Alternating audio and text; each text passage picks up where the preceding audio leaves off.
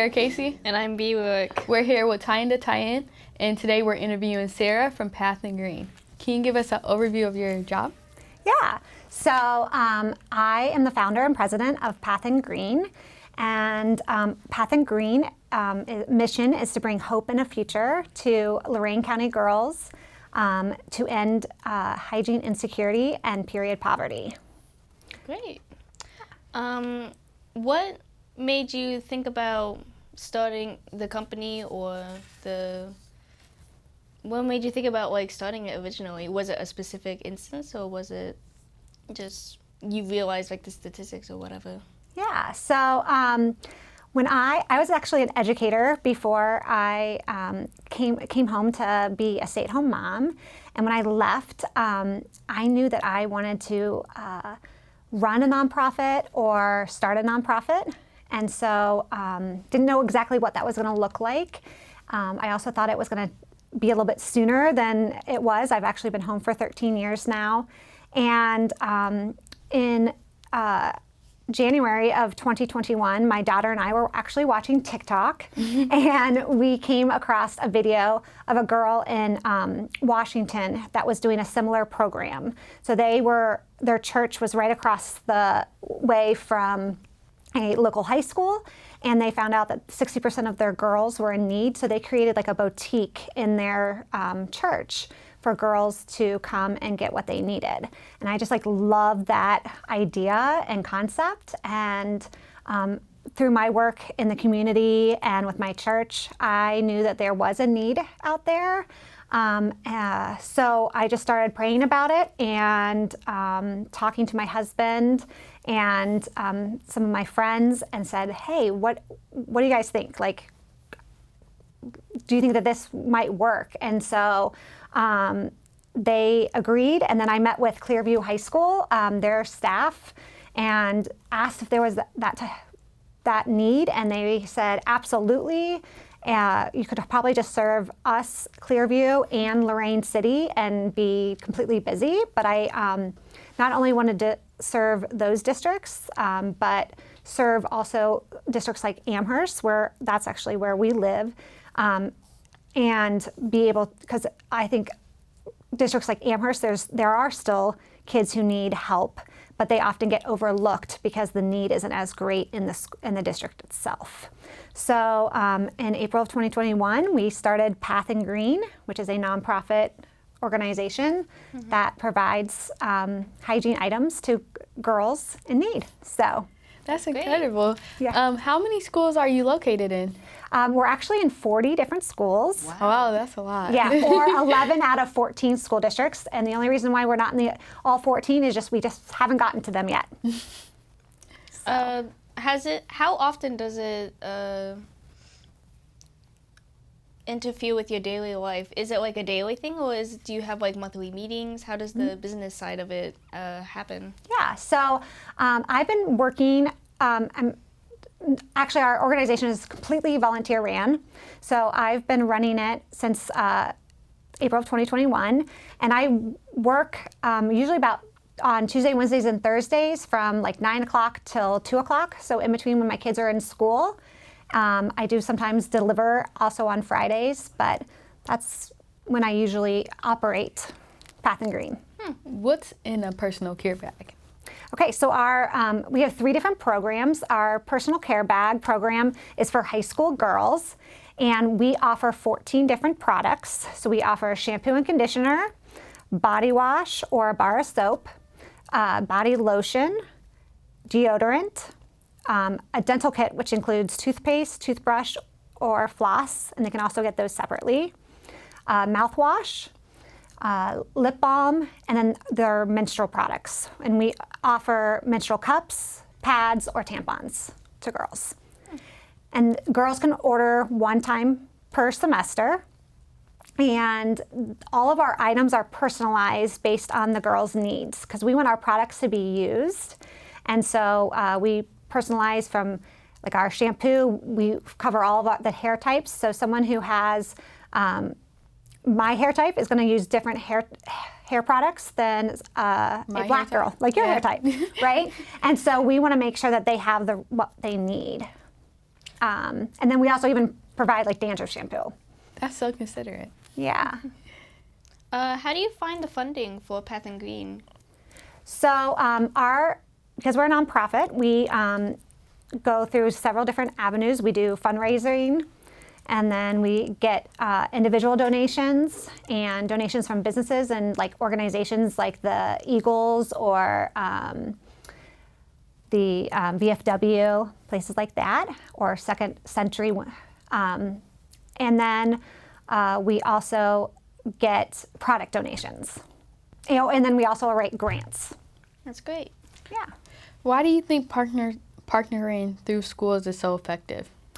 So that's where my teacher administration side comes in. So because of my background in that, I knew that that would be our best avenue. And we're actually, I believe, the only nonprofit organization that brings the items directly to the recipient or to the client.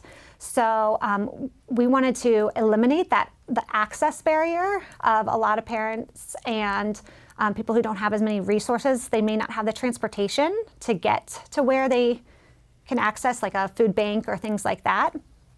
And so working with the schools, we're able to we fill the orders at our office, but then we deliver them to the schools, and so that the schools can give them directly to the students. And that eliminates that, access barrier, and schools know the students the best often and what they need, and it's just a great place to be able to fill those needs. And often that has become put on at the schools as something to help them. How do students typically get access to signing up to Path and Green? Yeah, so it's a little bit different in every school district.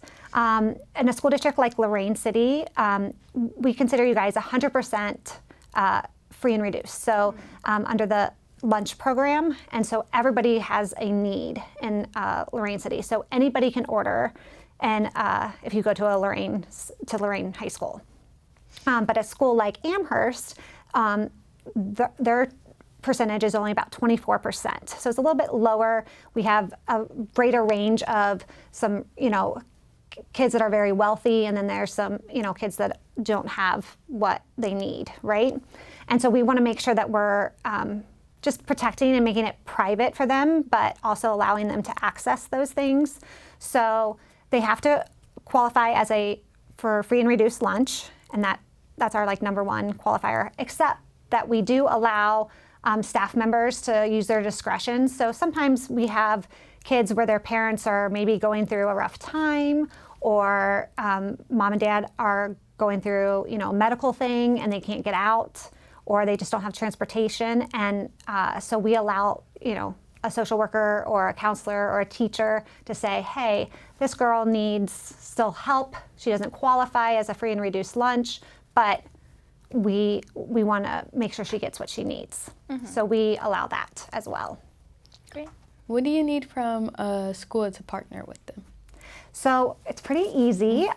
We usually just have a meeting with the school administration and the counselors and social workers. We talk about our program, and then we try to make it as easy as possible for schools, because we already know that they have a lot on their plates. And so that is really important for us to make it as easy as possible for them. So really they give us that they want to participate, and they write us a letter of support that we're partnering together. And then we would just work through usually either the counselors or the social worker, and we provide everything that they need. So we give them a QR code specifically for their school where students can order what they need, and we give them flyers, and then we also have a parent letter because we always want parents informed as well. So. How do you find education and access to general cleaning, body care, especially during puberty? How do you find that tied together? Yeah, so it's really important. So there's a thing called Maslow's hierarchy of needs, where we need to have certain things in order to even be educated, right? And one of them is having your personal care needs met, because if you don't have that, you don't feel comfortable even to learn, right? And that's including food, shelter, safety, things like that, right? And so actually, we survey our girls, and they, like 95% of our girls said that they feel a stigma or don't feel, they feel shame if they don't have the things that they need, like basics like deodorant and things like that, when they come to school. So it's super important.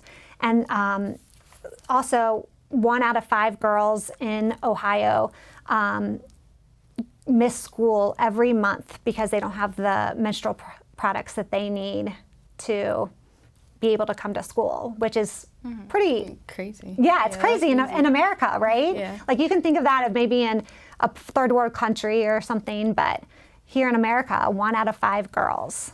So, if someone wanted to volunteer for Path and Green, how would they go about that? well, we love volunteers since we're all volunteer ran. So they would just contact me at pathandgreen@gmail.com. We also have a Facebook page and an Instagram page, so they could just get in contact with me through there. Sometimes we post things in our Facebook group, Facebook page, asking people to sign up for particular events. But we do majority of our work we have during the school day, but that's going to be changing. We're going to be doing a lot more evening things. So we would love people's help. What has surprised you about how school staff respond when this resource becomes available? Yeah, I think that all of the schools have been very grateful, and the staff of what we're doing for Path and Green. We've never had a school say no to us because it's an easy yes, right? We're getting what the kids need the most to them, and obviously schools are always about, getting what kids need.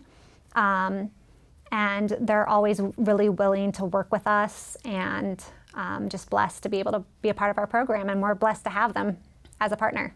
When did you first realize this was a real barrier for students and not just an occasional need?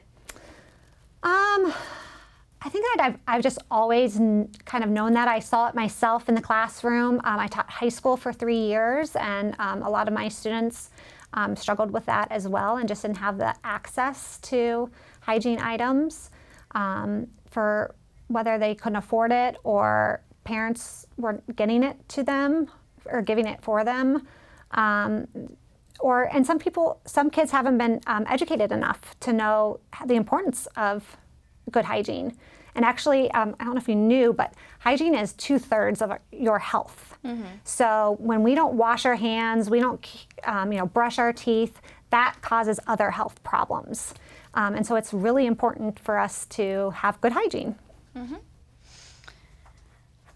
What would you want girls who are struggling to hear right now?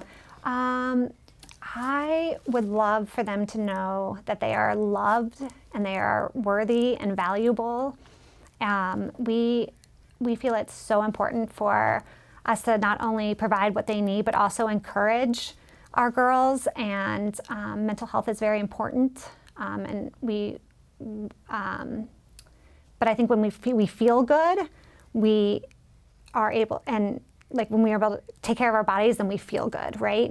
And one of the first things to go when you are depressed or having, sad or whatever, is your personal hygiene, actually. So we know that when hygiene needs are met, then we just feel better, right? So we want them to feel empowered and confident, and not be so stressed. Actually, 95% of our girls said that they were more stressed when they lacked hygiene in period products, but that after they received items from us, 95% of them said they felt a reduction in stress and shame and things like that. Can you share a story without names that shows what Dignity Restored looks like? Yeah. So I was fortunate enough to meet a former Midview graduate. She was also a former foster child, and now I call her my friend. But this summer, she actually wrote this poem for us, and just reflects how our products and being able to participate in our program helped her during her time of need. So I'll go ahead and read that. It's called "Clean is a Kind of Dignity." In the quiet of the morning, before the world awakes, she folds her hands and prays the shame will break. Soap, a luxury, deodorant, a dream, toothpaste is rationed like a wartime scheme. The mirror reflects not just her face, but the burden of poverty, hard to erase.